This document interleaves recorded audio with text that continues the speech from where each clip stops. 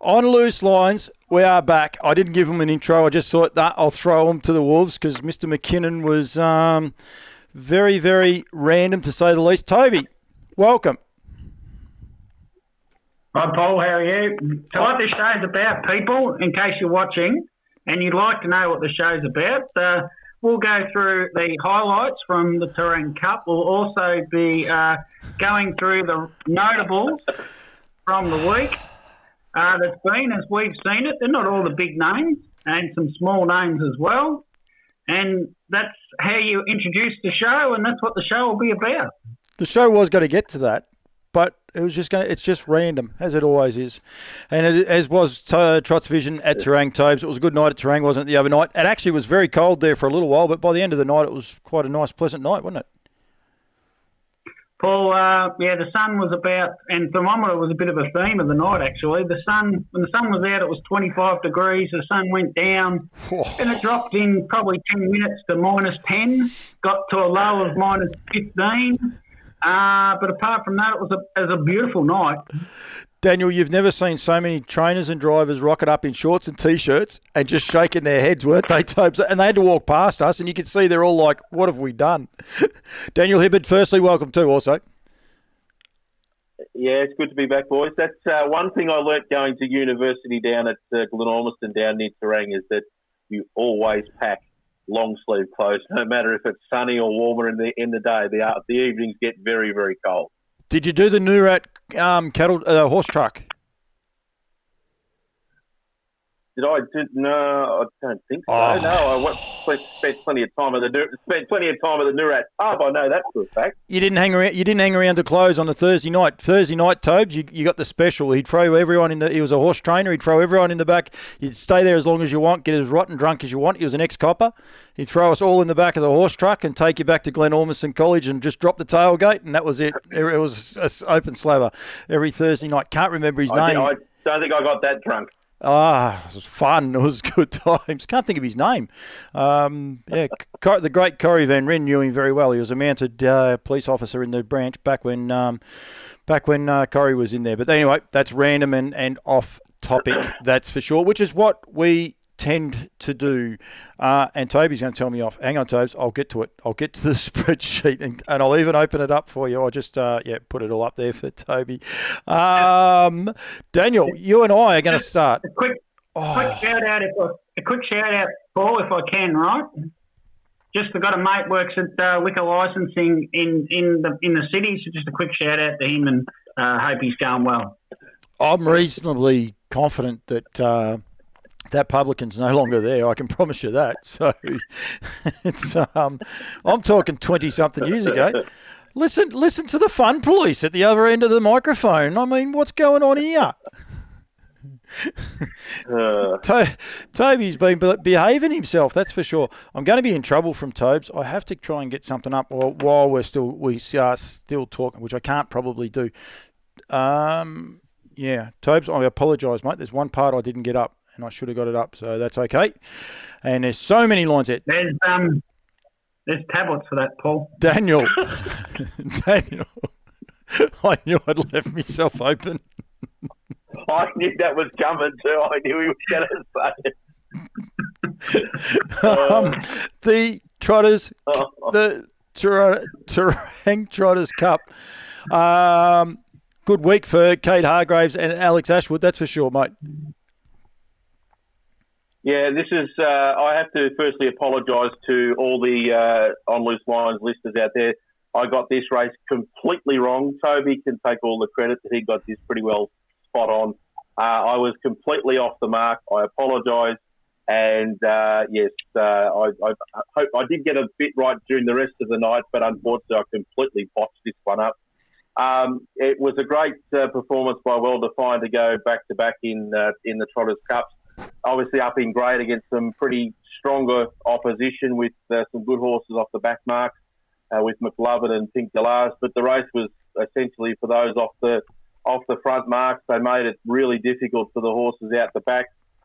You know, a pretty steady first half of the race, but which allowed the good ones to get into it. But when they sprinted, it made it really hard for them to keep up the effort.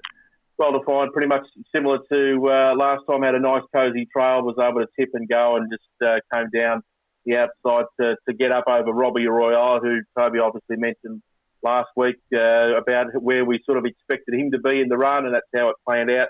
He was very brave, and Scruffy Dillon was good getting into third. But all honours with Kate and Alex and Ellen on a great 7 days, and another really good Country Cup win. And the horse is just starting to hit its stride, and obviously they've given it plenty of opportunity in the tough grade, and they're starting to get the rewards, which is good to see. Absolutely. It was a ripping race. Tobes, I might just throw to you just on Johnny Mead's horse, and we'll come back to Daniel, but just how nice a run it was, because I'm just going to scroll this video back a little bit so people can actually see how good he did go and Johnny's reaction after the race, Tobes. Yeah, he went terrific, sparkling success, Paul. He's me last, was just very so, happy with him. And sorry, Tobes, just for a sec. He's last in the picture. Anyone's not sure, with the yellow sleeves, last on the fence in the picture, Tobes. Just about 350 to go, mate. I suppose, Paul, it's more the story. You know, he won big races, this horse, and most people know he broke down. He had 12 months, maybe a bit more off the scene. He came back to racing. Meaty was training him. He couldn't quite get him right. He sent him to Chris Sinocio, and it's so hard with these horses. They come back at such a high level. They have to be at their absolute best to be competitive.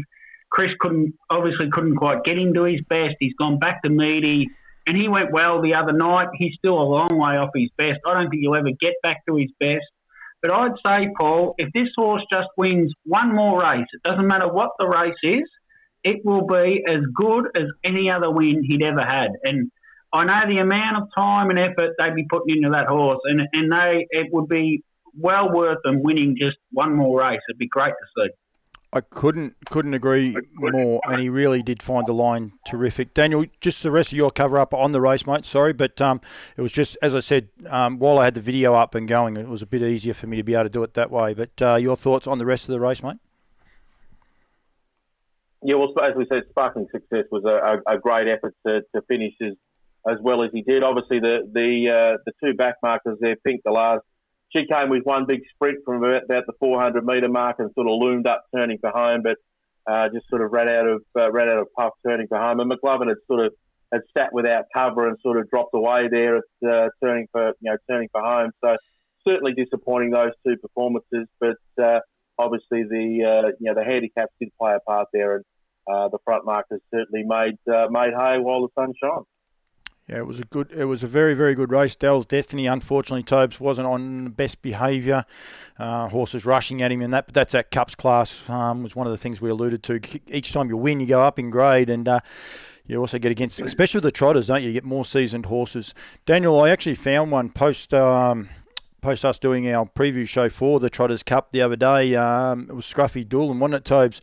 And I think, what did I say it was, 20 starts, and I think he'd missed a check three times from a standing start. And he got up again the other night at $6 a place. If you want to back a horse in the Standing Start Cups, he is definitely one worth following. He just seems to love them. Seems to posse up in the right spots, and he really thrives on them. He was a terrific run again, wasn't he, Tobes, like on the night?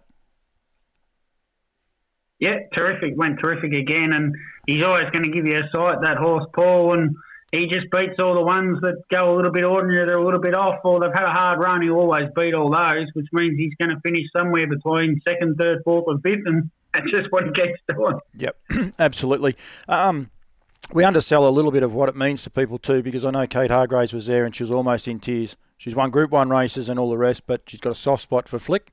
Really likes the horse, and that showed on the night. There was a fair bit of emotion straight after the race. It means a lot to them. They're doing a great job. Alex and Kate, they've got a team of horses. They've taken them everywhere. I think they had 4 or 5 horses in that night, and they're doing a terrific job with everything that they're doing with their horses and presentations and the likes. And it was just great to see that raw emotion, I thought, on the night there. I just got to get off this. That's much better. I was in all sorts of trouble. Tobes, I've got the Pacers Cup, and I haven't told you this beforehand because you had the yabby yabbers going, but I've got the start of the race, so I'll actually fire it to you. We've got about that little bit of a stride before, because I think this just about dictates the race. So there's a start of it, and then the last 400 of this race, and it pretty much dictates how this race was run, doesn't it? Yeah, well, and credit to everyone last week on this show, Paul. When we did the preview, we thought this would happen. You know, Daniel and I both thought Athletic would work forward. I think you disagreed with us, but Athletic was always going forward. Malcolm's Rhythm was the stablemate, and it always looked like it'd be leader. The leaders back would be the two stablemates. Well, Zach Phillips thought so as well, clearly, and he thought, well, if they're going forward, I'll just push forward on their backs. They're going to get a soft lead. They're not going to attack each other to get the lead, so they'll do it softly. It'll be low tempo early, and I'm just going to push forward from the start. And, yeah, he just works up outside him. And once Josh Aiken saw who it was, he had no other option but to hand up to the best horse in the race. He didn't want to go to war with him, that's for sure. And once Wolf Stride gets to the front, Paul, it's pretty much over. Gets away with a 30.6, a 30.2, and then home in 55.1 for the last half.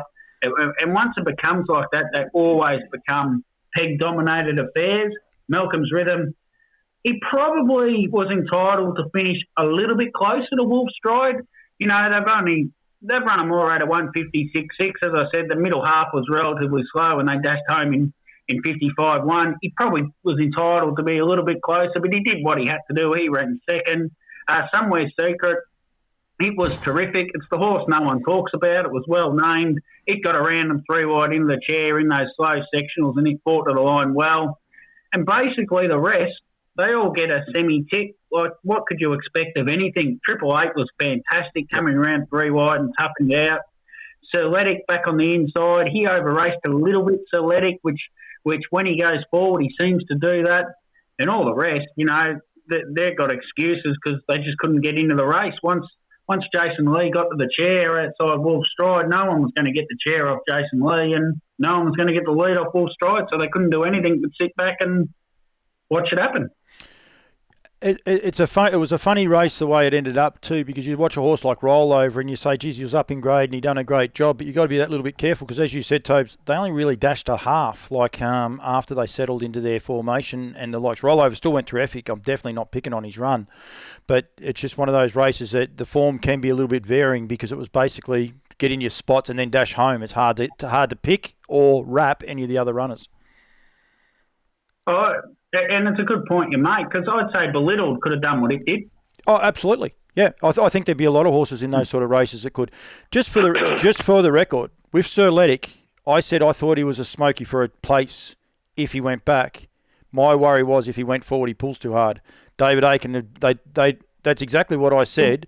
That is exactly what I said going forward, and I'll stick to it. They've been trying to settle the horse. Now all of a sudden they fired him off the arm. So I'm catching up with Akey probably tomorrow night, or tonight actually when this goes to air, and I'm just going to actually ask him that question about what happens with the lure of the barrier draw from time to time, because you know they've been taking him back, and this time they fired him off the arm, and as you said, Tobes, he got pretty keen in the run mid-race. But you got to offset that because, like you said, they ran a 61, just under 61 middle half, so all fast-class horses are going to pull at that speed as well. So it's a little bit of a juggling act.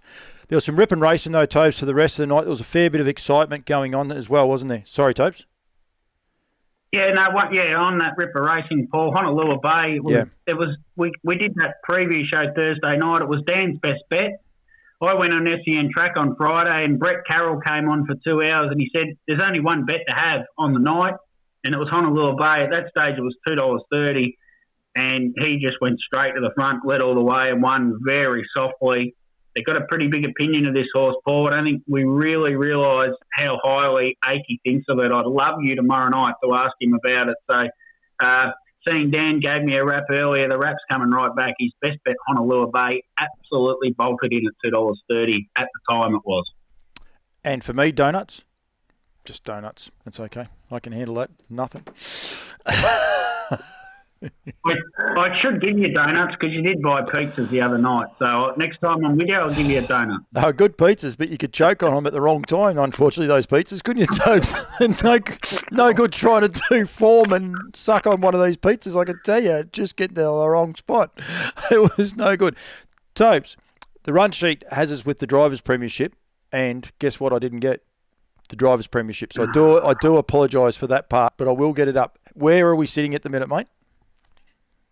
Well, I won't do that joke again, but Jack Law and James Herbertson are, as of Monday night, Paul, on 29 wins. Chris Alford, quite ironically, I had the concession drivers premiership up. It's not quite like that yet. Chris Alford is on 28 wins, Greg Sugar's 26, but it's interesting, this push to these younger drivers and the ability of them to get around to more meetings is really coming to the fore. Those young people in the sport that have got the drive and the enthusiasm to get to as many meetings as possible. Jack Law was at Terang Saturday night, Cranbourne Sunday, Maryborough today.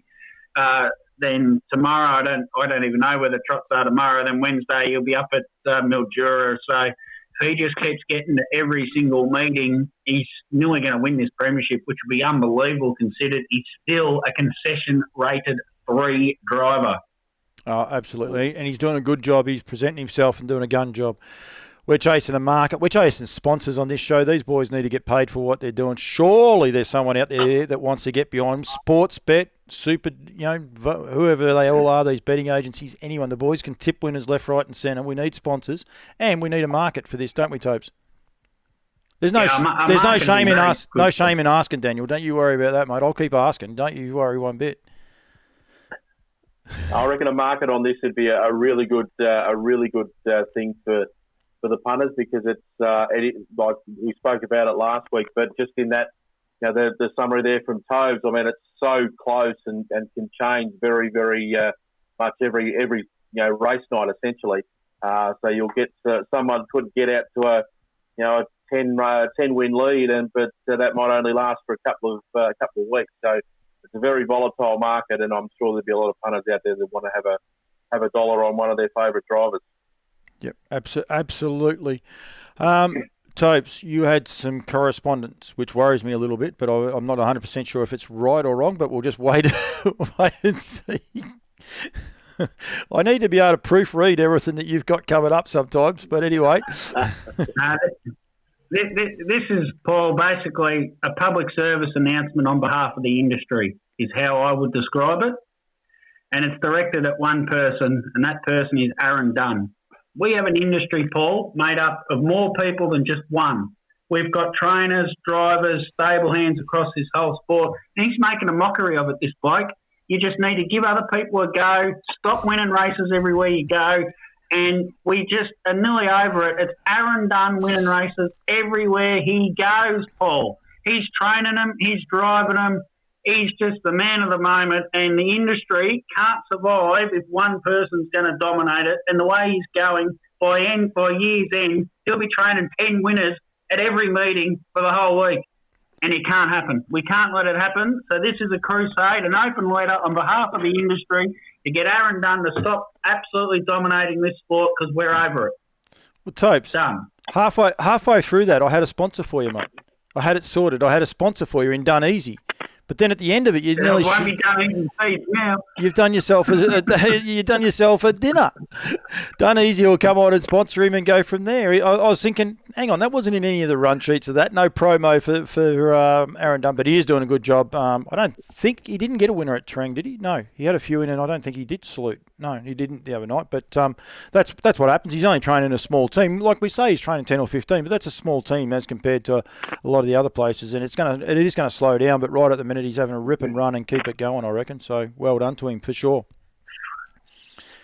43 starts, 15 wins and 20 placings, Paul. 35 out of 43. That's his driving record. It's really, like, obviously that was tongue-in-cheek what I was saying, and it's representative of how well he's going. And I warned him on Saturday night when I saw him. I said, I've got something a little bit special for you, so I hope he enjoys it. Oh, see, we're getting our own little ins and outs, Daniel. I see how this is working now. Oh, I see what's going on now. Media Street. I'm worried I'm worried about a few of these. Lucky I picked that one up, actually. I reckon that's a mistake, that one, but that's okay. Notables. We'll actually, no, before we get on to notables, I've just got one lookalike for the week, and both you boys have got nothing to worry about. Cam Bray from NZB Bloodstock, he watches the show religiously. He actually was upset he missed it last week coming out initially. But I forget what this statue is called on the left of the screen here, boys, but I'll tell you what, he has taken the mickey out of that. He has put this picture of himself on every billboard there is in New Zealand. He has put it on Instagram, the whole box and dice. No, Tobes, it's more like this. Don't you worry about that. He has gone everywhere. I think he wants everyone to go past him and go, hallelujah. There's not a worry there in all. Cambrai, there is your 5 minutes of fame on Loose Slides, mate. But that picture will come out again and again. Don't you worry one bit. It was good to see the sale had started today. The NZB sale had started today. Tobes, potential sponsors. We've got half a chance. I'm wording them up. So, okay, so it's all good. But we spoke about, so hang on. Potential sponsor, and you just took the mickey out of him. Cambrai, not NZB. Cambrai doesn't own NZB. You don't worry about that. The boss watches as well. I've got it all sorted. You just leave it to me, that part. I'll tell you, this show's very well scripted.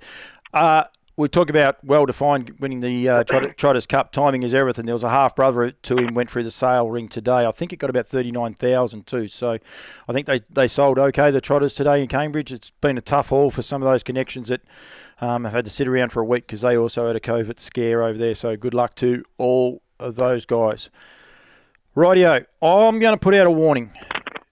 I do not know where this is actually going. I'm very, very nervous, I must say. The title doesn't befit the person, so there has got to be more to this than meets the eye. But I'm glad that she has made it into the notables, that's for sure. Daniel, I believe you're first cab off the rank with this too, but I am very worried. First. I didn't do the titles. I just want to make that clear. So you want to read hang on. Without a shadow of doubt, and it is Lottie Moon and Juanita Breen, and it was a 10 out of 10 drive. Daniel, firstly, but we'll come back to you in a sec because I know there's more coming, but it's fine.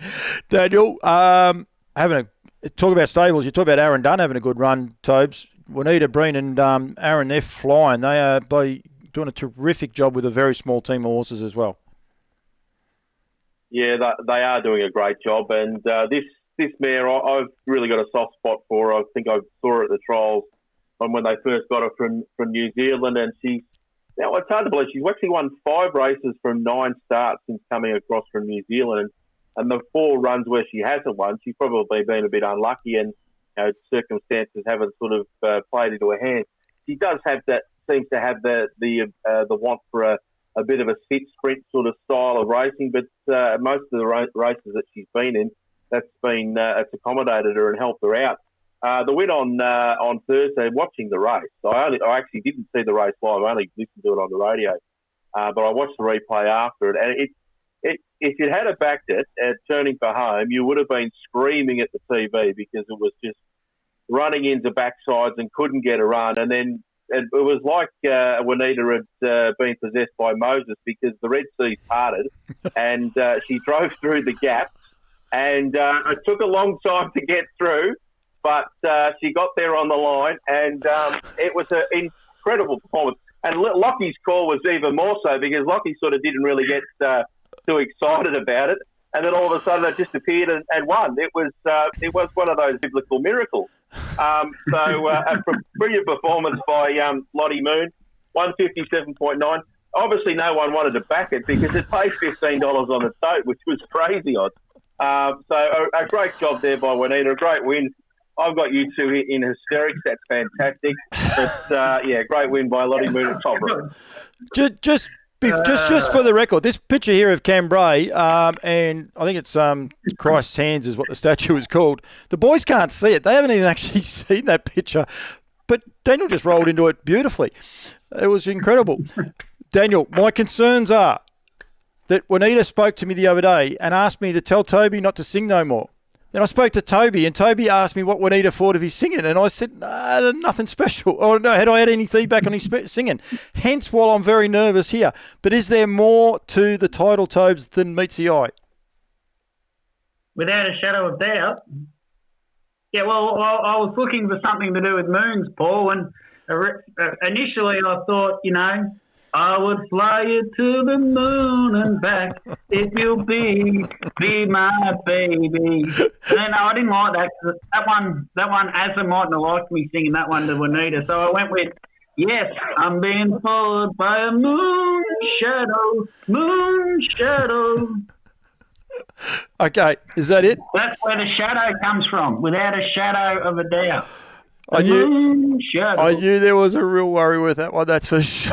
Oh, golly gosh. Juanita Breen, you're doing a great job, but if you don't win another race with Lottie Moon this year, I think the rest of the viewers of On Loose Lines will be very happy. But from our point of view, we hope you win heaps more. And I think you will, because it's going places, that little horse. Oh, So they've done a real good job with it. if Azza and Juanita aren't married, I'm happy to sing at their wedding. And if they are married and they want to renew their vows, happy to sing as well, Paul. Rightio. Toby McKinnon, he's here daily, weekly, whatever it is. I like how he tried to tell me this show's got to be structured, Daniel. We've got to have a formal introduction and all the rest. Exactly right. And just for the record, we ain't, okay? It's not happening. This is much better, but I'm just happy to put it out there. Tobes, fire still burns for Matthews, and I hope this was only with the 1T like you put on the run sheet. But anyway, I don't even know who this one is, so I've left this one with you, mate. No, it's 2 T's, actually. I found out when I Googled it. Oh. Well, I only follow the run sheet, so I'm sorry for whoever the Matthews is, but yes. So Do you know who I'm talking about, or do you not? No, I don't know. It's one of my favourite little horses, Paul. A little horse called Fire Official for Peter Matthews. It had gone 44 starts without running a placing, so hence the fire still burning. And she ran second at Ballarat on Thursday night. Thursday night was Ballarat. Second to Fire Chevelle. She's now clocked up 104 starts for the 1 win, a second and 7 thirds. Peter keeps taking him to the trot. He told me once that he just about wouldn't get out of bed in the morning if she wasn't there to work her. He just absolutely loves her. He loves being around the harness horses. He did have a good horse back in the late 90s, early 2000s that won 6 races for him, Betty Bookmaker. He had a big gap from the sport. He tried to train gallopers, and he's come back and he's had this one horse for the last 6 years or something, Fire Official. I think she had trouble tying up. He's finally got over the tying up issues, and it was just great to see a person like him run second with a horse like her.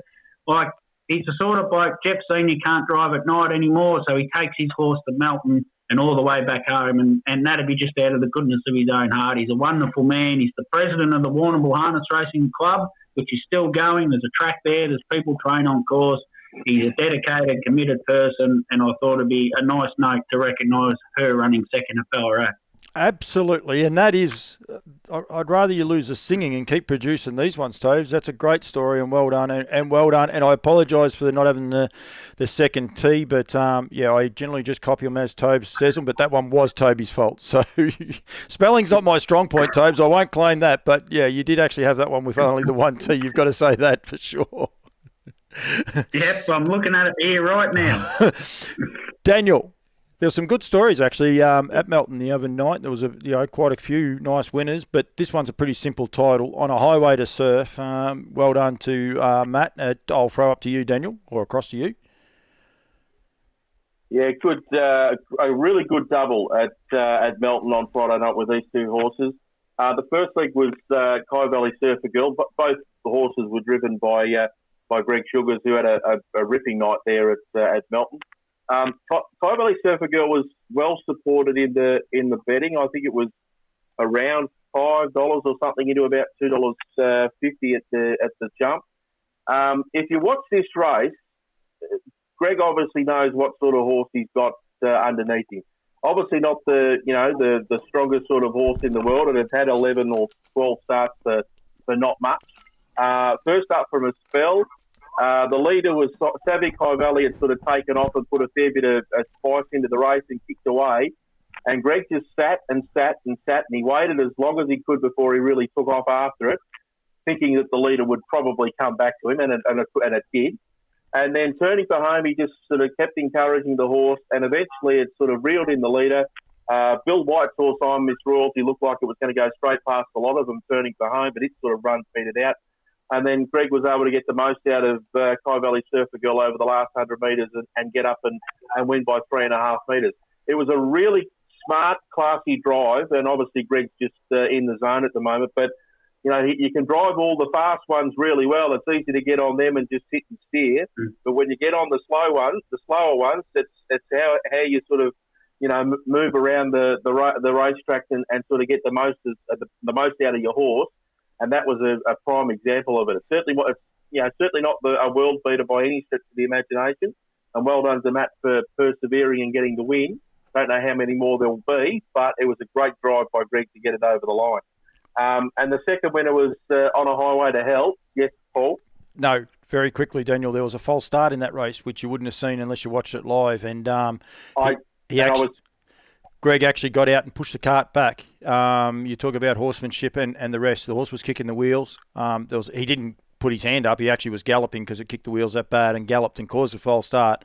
But as a driver and a trainer, he had enough nous to get out, move the cart right back, and then get the chockies as well. So, yeah, there's a little bit more to it as well. So there was that gear change as well, Daniel. I apologise. I did have that written down that there was a false start, and I did forget to mention it. But it was, a great effort by Greg and a great effort by Matt to get the win with that horse. And then on a Highway to Hell was the following race. Speared out of the mobile and was able to lead, took the trail on Endeavour Stride, and then was just far too quick up the sprint lane. They ripped home the last quarter in 28.3, and this guy just flew up, was happy with the sit, got up on the inside and charged through to win. So it's certainly got the ability to win a few more races, that's for sure, based on that win. And well done to Matt on a great double there at Melton on Friday. Absolutely. One of Toby's things, it needed to have that little country asterisk to it or whatever, but it doesn't matter. A double anywhere is well worth doing, let alone when it is at Melton. They do mean that little bit more. Tobes, this is an interesting one from you. I'm sure this is another random one, I think, but what's on second at Warragul? Yeah. Did you work out why it's what's on second, Paul? No, I didn't have a chance to look.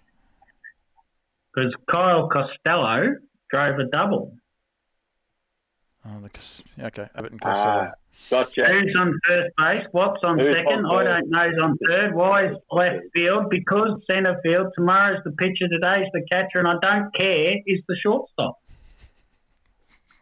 Well done, Kyle Costello. We could listen to Toby. We could listen to Toby Randall for a while. Yes, Tobes. Yeah, so a double for Kyle and Brad at Warragul on Monday. It seems a long time ago now. First winner was Rock the Nation, which is actually out of the Michael Franti song, Paul, if you believe. I could sing that for you if you want it. It won race 3. It was a $1.40 favourite. It had gear trouble to start before at Yarra Valley when the cropper broke right before release point and it was declared a non-runner. It was a nigh on certainty in that race. A horse, a 5-year-old that's taken a lot of time. He's a bit of a gangly sort of horse that's taken, as I say, a long time to mature. And Rob Jones and Brad Costello got a pretty good thing going there together. They got the next winner as well, which was Mobster, very cleverly named horse, Mobster, out of the very good mare Lead Suitcase. And again, this horse, another good drive by Brad sitting behind the leader. By Kyle, sitting behind the leader on Mobster. So good to see Brad and Kyle. They cut their teeth at Croydon at the training centre there, and this is where these training centres are so valuable, Paul. They got a taste of it at Croydon at the training centre. They've gone out now. They've got their own property, and they're working a hell of a lot more horses. Kyle's doing a bit with the Armoured Tabor team as well. So great to see a young bloke giving it a real crack. Absolutely. Mobster is a great name. What is Mobster by, Tobes? Do you know? I don't want to throw you under the bus. You may not have had it there. Doesn't matter. But I like the Lead Suitcase. 4-star sharp. Okay. Yep, that's fine. It still works with the Lead Suitcase, but I just like those good little names going forward. Daniel, turn steers into bulls. Toby wrote this title too. Just anyone wondering who does some of these? Toby did this. But it works. It works. It works. Turn them in the bull. Daniel, this is all yours, mate. So a double for Craig Turnbull on Friday, one at Cobram and one at Melton, which is pretty unique. You wouldn't sort of normally have that sort of double. Life Gets Better one at Cobram in the second race on the day there for Craig, driven by Brad Chisholm. And had to do it tough. It was a pretty even field. There was no superstars or anything in the race. Life Gets Better had to sit outside our Art Christian for Kate and Alex, Kate Hargroves, Alex Ashwood. And they went pretty steady out in front over the sprint trip, and they ripped home the last half in 56.9. And it took probably the last 100 metres or so for the Life Gets Better to get the better of our Art Christian. I've seen it trialled a few times. It's obviously got a little bit of ability and found the right race for it there at Cobham on Friday. And good to see Brad get a winner there. And then Uncle George, who was the winner at Melton with Abbey taking the drive, 158.6. Chris Frisbee had the horse, won at Shepparton on Shepparton Cup night, and they've left the horse here in Victoria and doing a great job with it. Craig getting a win there. Sat in the 1-1 and was able to tip out and come down the outside and win. There's a fair bit of goings on the inside of it, with a couple of horses getting pretty tight, but Abbey sort of steered a course right down the outside and was able to get up and win. It's a nice horse. They ran home in 55.5, so it's obviously got plenty of ability. And if they can keep finding that sort of class of race, there's no reason to think that it can't win a few more while it's down here. Craig, on his pre-race interview with Robbie Orber on Trots Vision, alluded that it may be heading to America. It's down here because the races in New South Wales apparently gets handicapped out of it. There's no races for it, so they've sent it down here. Yeah. But there's a fair bit of American interest, so he may not be here for that much longer. But while he's here, I'm sure Abbey's very happy to have him. And I think well done to Abbey. I'll get some wins out of him before he goes. Oh, for sure. Yeah, absolutely. And I think well done to Abbey Turnbull, because that was ugly underneath her, what was going on. It was very messy. I didn't enjoy that part of the race in any way. And she just kept a straight line and won the race and let what was going on underneath happen. And, I won't say too much more about it, but I thought it could have been done a little bit better. Tobus McInnes, I like one of these gentlemen. I actually like them both. So I hope this one is actually okay. Mufasa rocks over Simba. Daniel, you got any idea? No. Donut. That's what Toby gives us lots of. Tobes? Yeah, well, Paul, during the week, James Herbertson and myself in a private text exchange, and somehow one of us referenced him to being mates again, gee. Being a reference to Simba, the lion out of Lion King. So Simba with the red mane, and he's a bit of a lion as well, Herbie. So I was calling him Simba all night Saturday night, as you're well aware. And, of course, Ashley, his father, then has to be known as Mufasa from now on. So hopefully people like Mick Bellman and those that watch this show regularly, and David Miles, next time they see Ash Herbertson, just call him Mufasa, and he'll have no idea what we're talking about, because I'm pretty sure he wouldn't waste an hour of his life watching this stuff. Hugo Rock's winning the first race for Ash Herbertson and James Herbertson, and it's interesting, he won his first race, Hugo Rocks, and James said, that's all, this horse will win, we'll move it on, Dad. And Dad said, no, we'll keep going with this one, he'll make a horse. And it turns out that Mufasa rocked over James there. He had a pretty good night, Herbie, winning with Hugo Rocks off the leader's back. And then off the radar, it's only his third drive on the horse off the radar. He's had 2 seconds and a win now, and it got up the inside, and it just seemed to lift to another gear for him for some reason. So it got up as well at $16.10 for the win. So I just like that story of the old boy was right over the young buck, Paul. You're happy with that now, aren't you, Tobes? That's for sure. I will say, and Tobes will vouch for this. Off the radar, I was walking around the parade ring in between races, and I thought, geez, what cup run is that? He looked immaculate, didn't he, Tobes, there on the night? Richie's done a great job with him. He's he's a moderately performed horse. Everyone would love to have a horse like him, but he turned him out an absolute treat, and well done to Richie, I reckon, on the way they presented, and he went terrific accordingly. He looked enormous, didn't he, when he was walking around in the parade ring with just Richie, the horse? Yeah, that's what I just said. The horse just looked enormous, Paul. And then someone else walked out with another horse. He didn't look so big all of a sudden. No. Richie, you presented your horse sensationally. Don't worry about this clown. I'll get him off next week. We'll get someone else on. I'll see what Jim Luby's doing. Daniel, Stuart at Menangle. Stewing at Menangle. It's big. Is that what it says? Big night there for. Stewing for art or something. I don't know. I can't remember what it was. But I did get it. I've written it up wrong. I only wrote Stuart at Menangle. I've written it all wrong, but that's okay. Sorry, Daniel. Off you go. That's all good. 4 winners for Emma up at Menangle on Saturday night. The clean sweep of the New South Wales Oaks seats, the 3 heat winners there. Tough Tilly with Kate Gass, 159.1. Rogue Wave, the stablemate, ran 3rd. Joanna won for Amanda Turnbull in 155.2. Stablemate Platinum Sparkle ran 2nd. And Beach Music with Dave Moran in the cart, 155.4. So they qualified 5 horses for the final of the New South Wales Oaks, which is just incredible and a very, very good achievement for Emma and the stable and all the team that work down there. Look, it's going to be a cracking final. It'll obviously come down to barrier draws, but Tough Tilly certainly had the slowest of the heat wins in terms of time, but you would think that she's probably the one that they're going to have to beat, but you certainly wouldn't be knocking any of the stablemate either. So it's going to be a great final for the New South Wales Oaks. And then the 4th winner, Majida. I actually watched this race. This is an unbelievable race, the Robin Dundee. They went bananas early on. They ran the first half in 54.7, and you would have thought that something from the back had to run over the top of them. But this horse is as tough as they come. I don't think I can remember a filly like her. She just is so a mare like her. She's just so tough, and she refuses to let anything get past her. They ran the last half in 55.6, 150.3.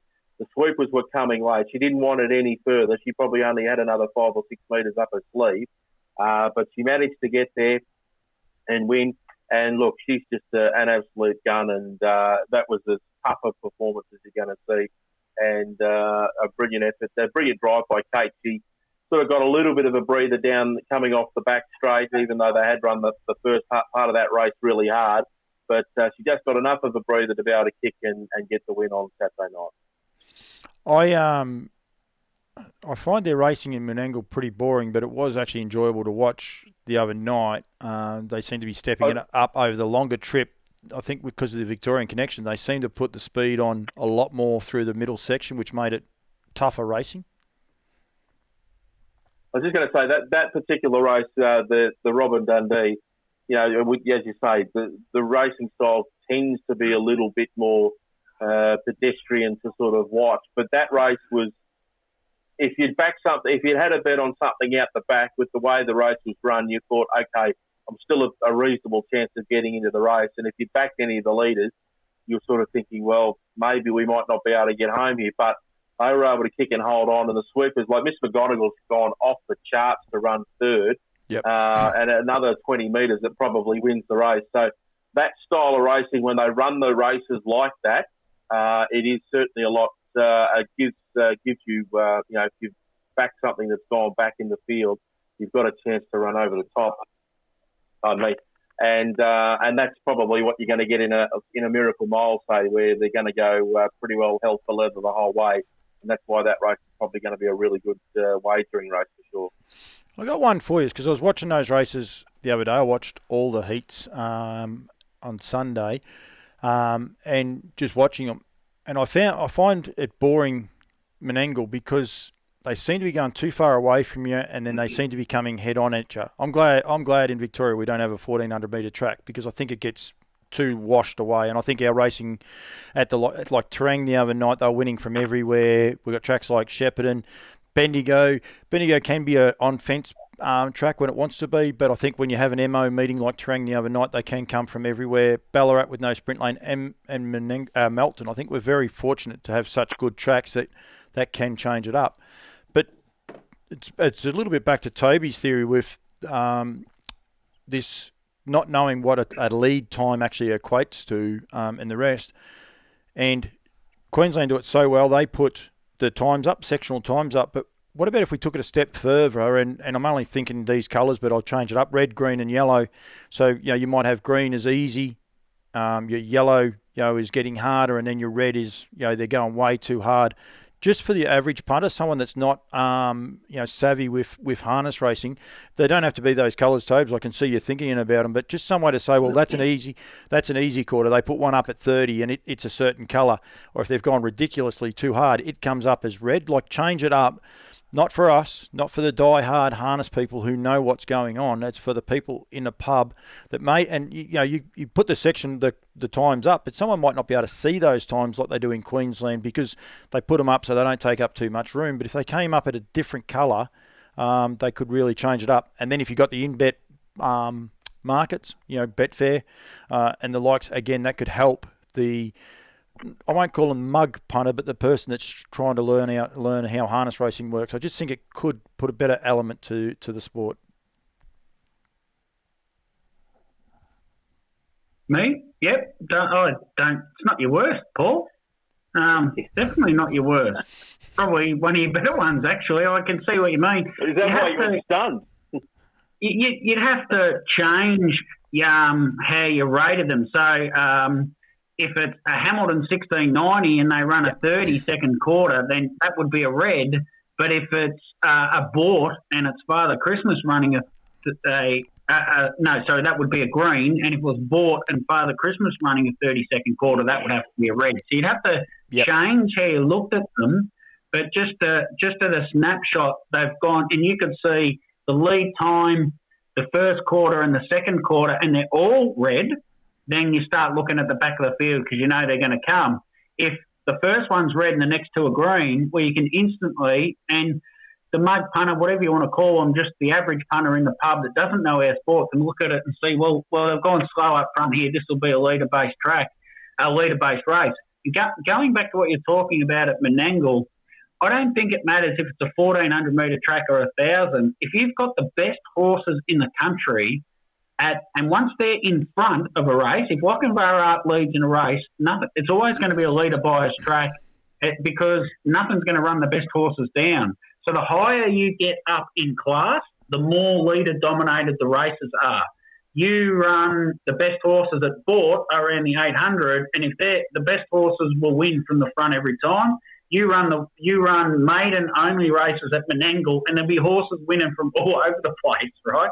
Because you've got that variance in ability. The higher you get in ability, the more leader-biased races will be.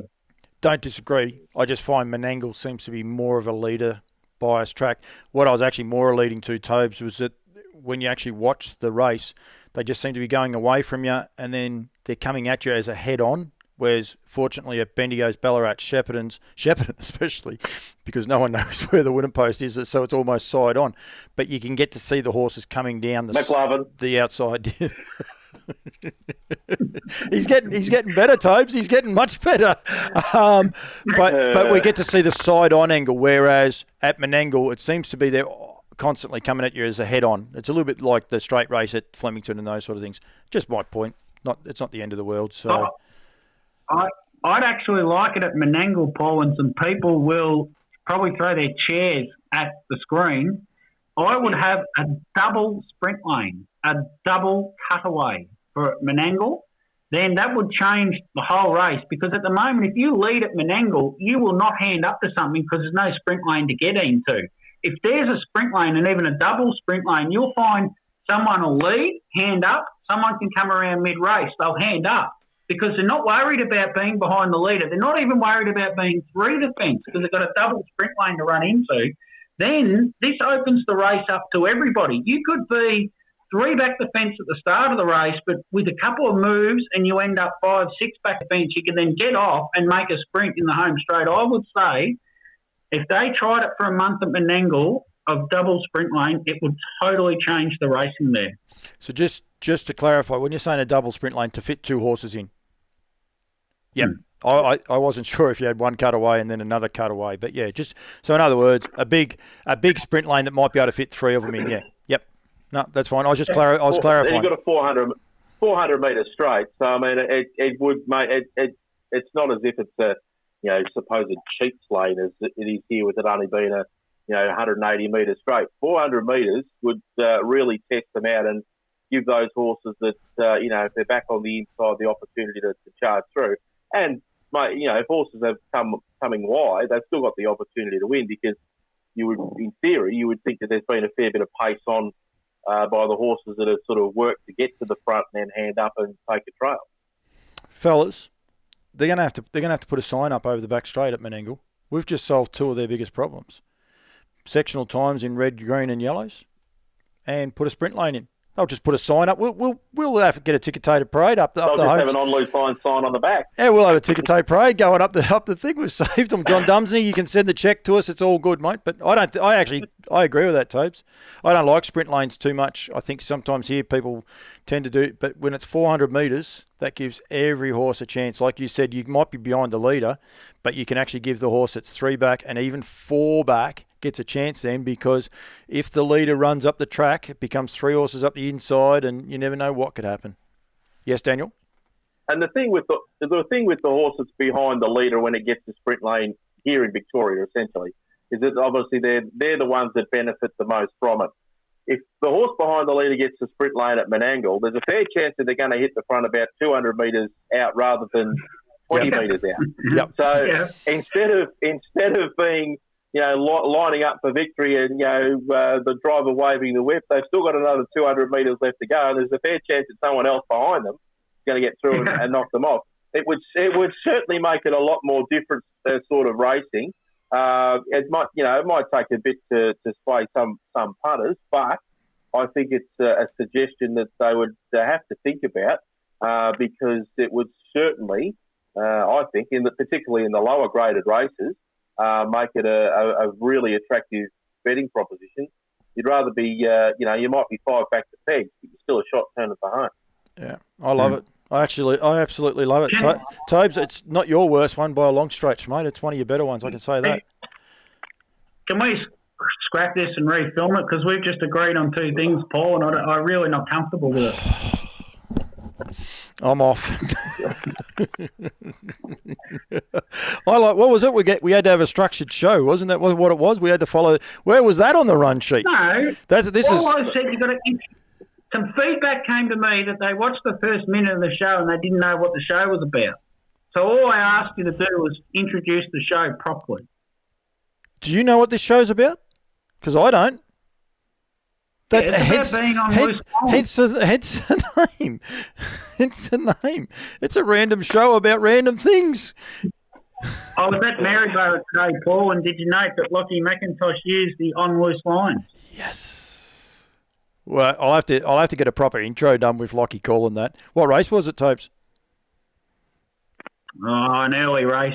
I'll have to listen. We might have that up for next week. We might have to have that in the call, so it'd be better than mobile. I mean, lure rolling anyway. That wouldn't have made quite as good quite a good call.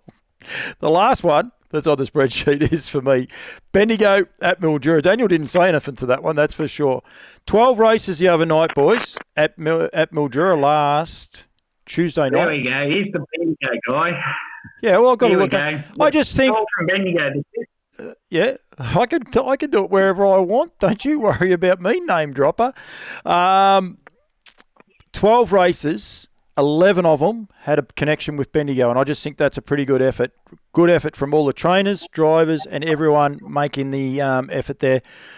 Even Aaron Dunn's horse, bred by the great Dennis Bice. So I think it was well done to have such a. I was upset when I found there was one race. I was thinking it was a whole Bendigo connection, but it wasn't. It was actually Impetuoso, which has got no relation there at all. Laurie Callick and Wayne Hill. And bred in Queensland. Yes, Tobes? You're frozen. You're back. Just hi to everybody in Shelbourne, Paul, which isn't part of Bendigo. Just like to give everyone in Shelbourne a mention. Just say hi to them, and they'll tell you they're not part of Bendigo. Not one of them lives there, Tobes, so good luck with that one, mate, but that's okay. And before you say they do, I'll ring my mate in the Bendigo Council with Occupation.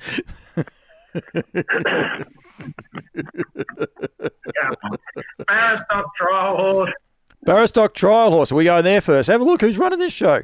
Is that on the spreadsheet? Is that on the run sheet? It might be. It might be. Should be. Yeah, it is. We don't have any. We haven't got any discussion points down. We've just done a really good one. We've done it. We've done a good one. I think we should be proud of that achievement. That one, actually. I have one little one in a second, but that's okay. We'll go with the Barristock Horse of the trial of the week, Daniel. It's certainly not that chameleon from Madagascar then. What? And luckily the field is up because they both lost it. Daniel, Max Delight, I've got his trial up in the last lap. He really cuts the ribbons. He's going around at Menangle this Saturday night, I believe. He's nominated for the sprint to obviously qualify for the Miracle Mile on Saturday night. His trial performance, look, he didn't beat much, and let's be fair, there wasn't any. Unfortunately, there was no highly rated horses in the nominations for the trials last week, so it made it a little bit trickier for the stable. But Josh, really, like watching the trial, I didn't really think that they'd sort of gone ridiculously quick, but they actually did. His overall time was 2:37, which was a mile rate of 1:55. His last half was 55.3. He did it. Josh hardly let him go. Brent Thompson's horse was a great trial behind it, charging into second position late. But the performance of Max Delight indicates that they've got this guy just about cherry ripe, I would have thought. And given the fact that Honolulu Bay's gone so well at Terang, you would sort of think that they've probably been working at home. This guy's obviously, he's got such a great record as a 3-year-old, and obviously taking their time with him as coming back as a 5-year-old. I think he's probably gone above their expectations over the last couple of runs. They probably didn't think they were going to do this in terms of going for a crack at the Miracle Mile. But the way he looked in his trial on Thursday night, he's going to give them a real horse to chase in one of those sprints. Just going back to his last run where he won it in the pure steel at Melton, he beat Western Sonador and Sir Letic. Western Sonador went out of this world, I thought, in the Newcastle Mile to get as close as he did, given how he didn't have any gate speed or anything like that. So you're lining up all that form and the trial run from Max Delight, and it all suggests that both those horses, including Western Sonador and Max Delight, are going to be really competitive in those sprint races to qualify for the Miracle Mile. Absolutely. I seen that horse at Akey's the other day. They were loading him up on the truck. That's why I didn't get a chance to do anything. Anyone that knows D. Aiken, you can't ring him. It's one of those things that's just near on impossible to do. They're putting him on the truck, and I said to him, geez, he looks fit. And he said, yeah, he just wanted to tighten him up even more. So that was why he went there. So I think that would have been right up his alley as to what they were after. He wanted to keep him around the mark and just take him away from home and give him something a little bit different. So I think well done to him. How did your little Twitter post go the other night, Daniel? Western Sonador, how great a run it was. The Queenslanders come in pretty quick, didn't they? Yeah, they just told me to cool my jets. I didn't know what to say with that. They say, it's not a Miracle Mile field. I thought, well, he's not actually going into the Miracle Mile yet. He's only going to a sprint race. But look, I think he's a really nice horse. Can he win a Miracle Mile? I don't think so. But can he get into the Miracle Mile? I absolutely think he can get into the Miracle Mile if he gets a decent draw in the sprint this week. He's a definite hope of qualifying for the Miracle Mile. They've really, Beck and Steve have really taken their time with him. They haven't sort of pushed him too hard, and he's put on some really good performances over his career. He's only had 20 starts, so and only won 8 races. So he's lightly assessed horse, but he's certainly well up to this sprint class. That's for sure. It's a funny thing. All the Queenslanders were tipping that other horse to beat Lochinvar Art. Lochinvar Art gets out of the field, and then they say it's a poor quality race. It's when the Queensland horse gets beat. It's amazing how some of these guys actually work on social media. But anyway, everyone's entitled to their opinion. I was just checking. So I don't know when the barrier draws are up for those races because half the fields are up. So they must be up tonight. Are they after tonight sometime? Tomorrow. I think they're drawing them on Sky tomorrow. Which is today when this goes out Tuesday morning. So, yeah, which was a pity. Tobes, Woodlands winner, and I've changed this one up a little bit as well, but the Woodlands winner is from Terang the other night, a piece of Lou. I've got him coming out of the gate, Tobes, before I throw to you. He's a little bit green, this bloke, isn't he? He wants to run up the track and that, but he's got a lot of upside. He is, Paul, and there's a little bit of a funny story to this on SEN Track Friday.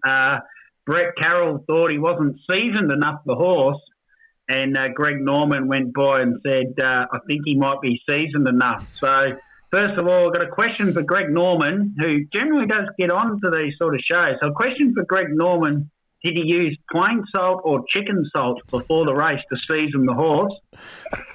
So, I'd like Greg, just put it down in the comments. Is it plain salt or chicken salt to get the seasoning into the horse? And this horse is a Woodland Stud winner, Paul. I've got the shirt on, as you do too. Dan hasn't got one yet. Woodland Stud. Now, there's a bit more to this. They got this horse. It's by Sweet Lou, as you would well know, Paul. And they liked him that much. And there might be a little bit of poetic license here. They liked him that much. They purchased another horse called Aladdin, who's also by Sweet Lou.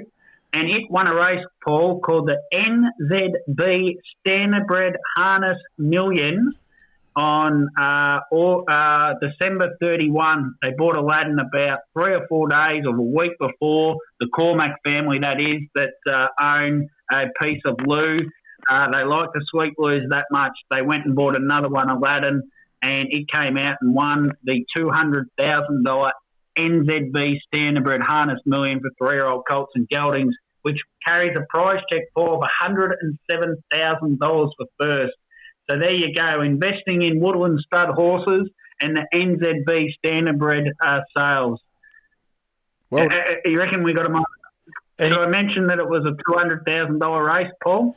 Anymore. I think there is a story, is there not, that McCormick's were a little bit nervous. It was as much money as they've ever paid for a horse, and they were a little bit anxious about paying for it, and he paid himself back in about 3 days. Is that correct, Tobe? Something like that? I'm not sure if that part of it was public, but it certainly is now, Paul. No, it was. No, well, it definitely was. Yeah, no, it was definitely.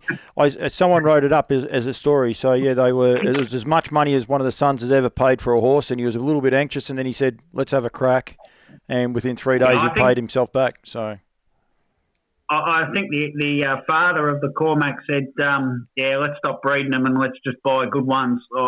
He wants to just race horses, and the best way to do that is to buy well-bred horses by Woodland Stud that have been through the NZB Standardbred sales and are about a week off running in the final. It was like 6th, 7th favourite in the final, so it certainly wasn't expected to win. But coming from that good breeding of a Sweet Lou, Paul just rose to the challenge and won the race. And that was a $200,000 race, that 3-year-old colt geldings race, the NZB Standardbred, Paul. Do you reckon I've mentioned him enough yet? Cam Bray, if he's still watching at the end of this, the bloke's desperate. Cam, you got to do something for him. He's hopeless. Can't believe you haven't got a gig on SEN this week. Have you spoke to Bonners? Has he got you on for... Yeah, I'm on Wednesday, mate. Oh, he's having you back in the office. I thought he might have banned you. And that's all good. Greg Norman watches this show, loves it. Said to me at Terang the other night, keep the show up. Absolutely love it. So there, Greg, we give you a fair rap, mate. And you are we want the salt thing, but I will say, Greg, you're also great for the industry, mate. A bloke like you embraces social media, has a bit of fun, doesn't care if his horses win or lose. He's more than happy with how they go. That's for sure. Rightio. That is about it. It's not quite. Sunday, boys. I'm working at Port. That didn't work. I hit a button and it didn't work. For Uncle John Campbell. Yep, absolutely, Tobes. No, this is the one thing this show can actually do, Tobes. I want to promote people when they got their cups coming up and what's going on. Make sure you go to the website and log in for the COVID safe protocols and go from there. There's no hassles there at all. Gates open at 12, 8 races, big sponsorship. Team Teal fundraising day as well, so get behind that whole meeting. They've got some great sponsors and lots going on. Hopefully, John Campbell will have everything organised. Absolutely can guarantee he won't, but hopefully he does. We'll just have to wait and see how it goes that way. So he'll have his notebook out, Tobes. he'll be pulling that out and he'll be writing something down, that's for sure. So, boys, what's on for the rest of the week? We got anything on, Daniel? You're not coming to Bendigo calling dogs or anything? Yes, I'm there Saturday morning, and I've got 4 meetings for the week following that, or 3 meetings. So I've got Wednesday, Friday, and then another Saturday. So, going to be a bit busy over the next little while calling some greyhound races, which is good. We might have to... cricket's finished for the year, so that's even better. So, looking forward to calling some races. We might have to flick him off this show, Tobes, and put him on, with Troy. I reckon the way he's going, he's more of a dog man than he is a trotting man. Yes, Tobes. No, it's trotting through and through. How much sense and sensibility would this show have without Daniel on it? We may as well just go straight to the weeding house and just sit there and talk to each other. But don't you reckon Trot's vision on Saturday night, we were pretty good up until once the cup was over, and then just things sort of went a bit pear-shaped and things. I might have broke a trophy, Daniel. You wouldn't believe it. I went to hand a trophy over to the winning connections, and I popped the bottom part of it out, and it cracked. It just went smash. It was something you don't like doing. And the beauty of it is, because of the COVID restrictions, the camera was tight in on me. So, of course, as I'm handing it, everyone saw it. The thing just popped out. Do you know what I popped out, don't you? Hence the reason everything went pear-shaped. I popped out the barometer. That was what actually popped it out, and that was a measure of where the show was heading after that. So, but anyway, it did happen. Oh, dear. SEN, Tobes, on Wednesday. And have we got Trot's Vision at all or anything else this week? No, stay well Friday, Paul. I'm going to ask. I don't know if I want to. Stay. Stall. I met someone in the city once and they said, "Oh, what do you do?" I said, "I'm in harness racing." They said, "Oh, have you been to the trots at Staywell?" I said, "Staywell?"